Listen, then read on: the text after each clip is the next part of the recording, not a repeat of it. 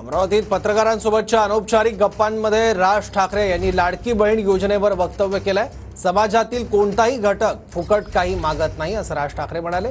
राज्य खड्ड्यात घातलं जात असेल तर ते चुकीचं आहे असं राज ठाकरेंनी म्हटलंय। स्वार्थासाठी योजना तयार केल्यास त्याचे राज्यावर परिणाम होतील। महिलांना अशा प्रकारे पैसे न देता नवीन उद्योग आणा असं राज ठाकरेंनी म्हटलंय। राज ठाकरे हे सध्या विदर्भ दौऱ्यावर आहेत आणि यावेळी पत्रकारांसोबत अनौपचारिक गप्पा करताना राज ठाकरे यांनी वक्तव्य केलं आहे। समाजातील कोणताही घटक फुकट काही मागत नाही, अशानं राज्य खड्ड्यात घातलं जात असेल तर ते चुकीचं आहे असं राज ठाकरे म्हणाले। महिलांना अशा प्रकारे पैसे देण्यापेक्षा राज्यात नवीन उद्योग आणा असं राज ठाकरे यांनी म्हटलं।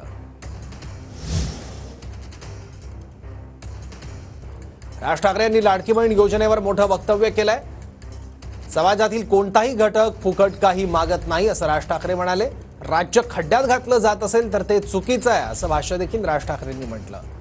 त्याचबरोबर स्वार्थासाठी जर योजना तयार केल्या तर त्याचे राज्यावर विपरीत परिणाम होतील अशी भीती राज ठाकरेंनी व्यक्त केली आहे। समाजातील कोणताही घटक फुकट काही मागत नाही असं राज ठाकरे म्हणाले।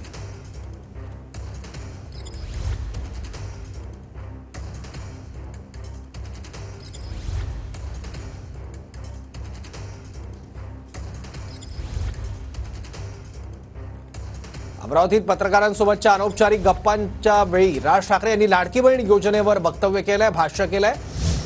राज्य खड्ड्यात घातलं जात असेल तर ते चुकीचं आहे असं राज ठाकरे यांनी परखड भाष्य केलंय। स्वार्थासाठी योजना तयार केल्यास राज्यावर त्याचा विपरीत परिणाम होईल असंही राज ठाकरेंनी म्हटलंय।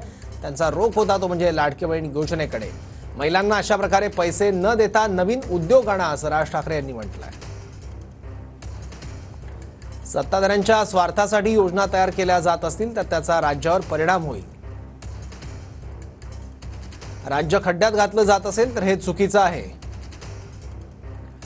महिलांना अशा प्रकारे पैसे न देता नवीन उद्योग आणले पाहिजे।